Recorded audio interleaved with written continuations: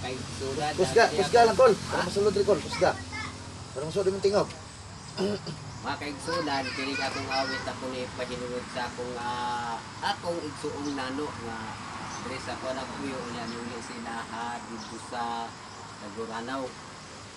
Kini akong gidriban sa nagpuyo niya ako siyang kumpusuhan og kanta. Ang ako ni Tagalog nako, hindi mo kumao kayo magbisaya yun. Ang Tagalog. Ang uluhan ano yung mga kaigsunan, ang kapatid kong nano kung sa Bisaya, akong suong mundong tao. Ilan ako mga kini, akong sunod ang awit, napuluhan ang kapatid kong nano.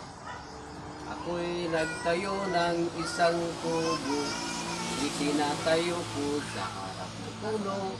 Ang tumira ay kapatid kong nano, ang kapitbahay niya'y dulo sa punso.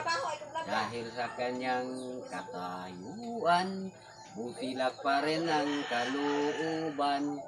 Kahit na ibinuli ng taong bayan, hindi niya ito pinakinggan.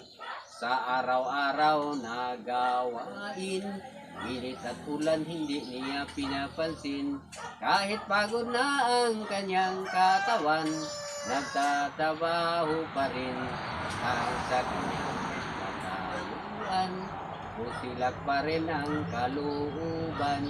Kahit na ibinuli ng taong bayan, hindi niya ito pinakinggan. Hindi niya ito pinakinggan. Hindi niya ito pinakinggan. Okay. Thank you.